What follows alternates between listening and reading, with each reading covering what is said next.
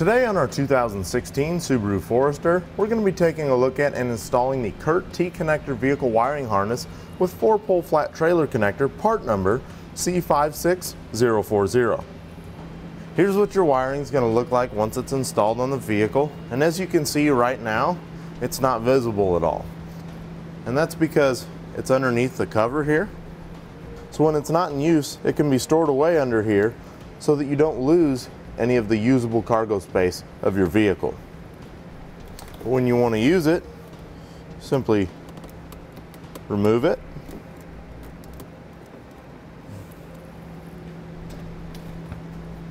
It'll come right out here. And then when you're ready to hook up to your trailer, you'll pull it outside past the rear bumper of your vehicle and hold it out here, and you want to make sure to avoid this area here so that it doesn't possibly get caught in this latch and pinch the wires and damage them. And you can close your trunk, and then you've got good usable 4-pole power down here for a trailer. And when you're done with it, you can coil it back up and put it back inside your trunk where you had it before. And that way it's stored away nice and safe until the next time you need to use it. Something that's really nice about this wiring harness is that back behind this panel here, it plugs into the factory connector for the tow package, and it also features a module box that's going to help protect the vehicle's electrical system. So in case there's a short or anything in the trailer, it's not going to come back and damage the vehicle's wiring system. It's going to stay within that trailer. Now, let's show you how to install it. Here's everything that's going to come with our kit. We've got our wiring harness with our module that's going to help protect our vehicle's electrical system from any shorts or any problems with the trailer. We've got the wiring harness that's going to go and plug into the factory connector in the vehicle. Then we've got this ring terminal that's going to work to supply the ground for our module here. We've got our 4-pole wiring. Then we've got a dust cover that'll go over the end of our connector there. And then some other hardware and a fuse that's going to go into this inline fuse holder here. First thing we'll need to do is we'll need to remove the floor of the cargo area here.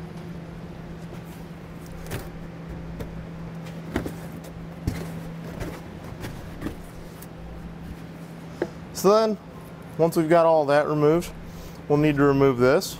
And it's got these 2 push pins here. So we'll get underneath them. You can use a trim panel tool or a flathead screwdriver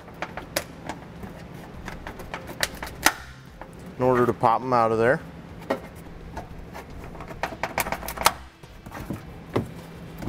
We'll take that out and set it aside. Next thing we'll need to do is remove our threshold here.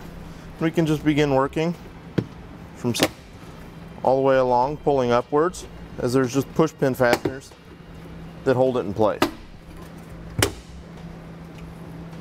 So now we'll need to get this side panel pulled back, and in order to do that, there's going to be a Phillips head screw in there that we'll need to remove.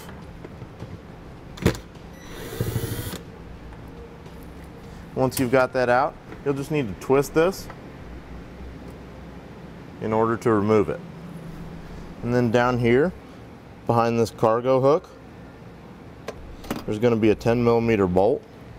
So we'll release that. Then you can use a small flathead screwdriver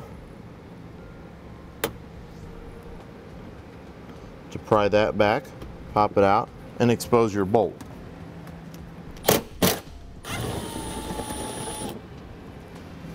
So then with both of those removed, now we can begin to pull out on our side panel.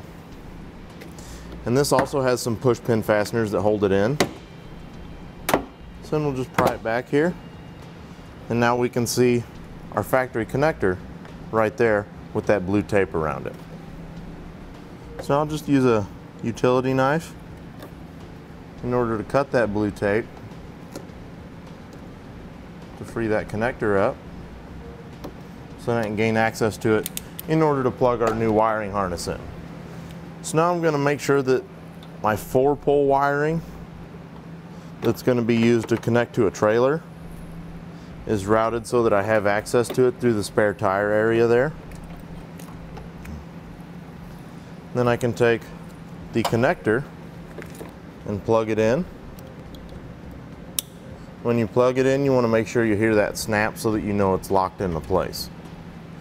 So now we want to find a good location to mount our module box, and where I'm going to mount it is right here on top of this little ledge on the inside of that panel. So I'm going to take a cloth with some rubbing alcohol and clean that surface to make sure that it adheres properly when I put it on. So now what I can do is take my double-sided sticky tape, peel one side back, and stick it onto the back of the module box. Once that's stuck on there, we'll again peel that back, and then I'll stick it right onto the location that I just cleaned.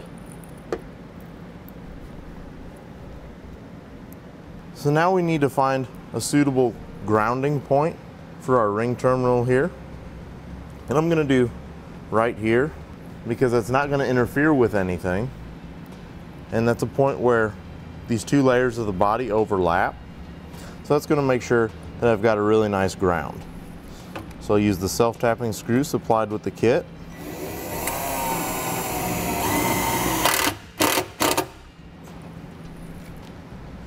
and I'll make sure that that's nicely grounded and tight. So now before we close our panel back up and begin to put it all back together, we need to make sure that we install the fuse into the inline fuse holder. And then we can put the dust cap over it. So now with everything hooked up in there, we want to make sure that our 4-pole wiring is routed how we want it to go, and then we can begin to put our side panel back in place.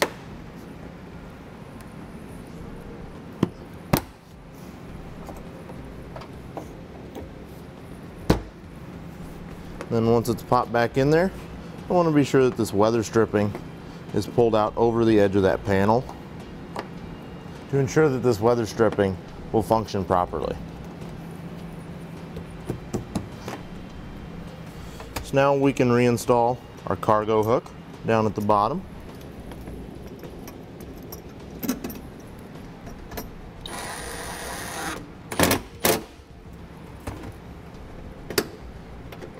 And then up at the top, we'll also reinstall that plastic cargo hook that we took the Phillips head screw out of.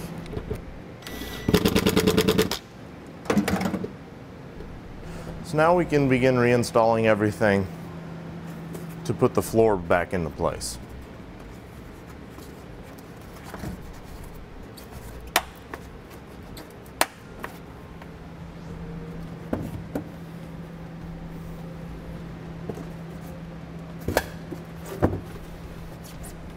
And we'll also want to be sure that we reinstall our threshold.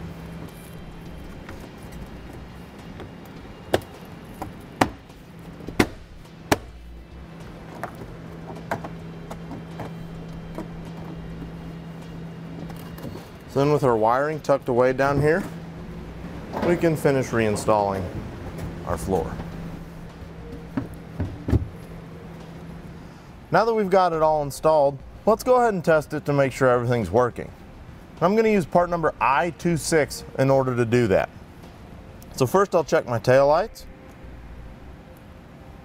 a left turn signal, right turn signal, and brake lights. With everything working properly, I'm ready to hook up to a trailer and hit the road. And that's going to complete our look at and installation of the CURT T-Connector vehicle wiring harness with 4-pole flat trailer connector, part number C56040 on our 2016 Subaru Forester. Click the link below to shop, learn more, or visit us at etrailer.com.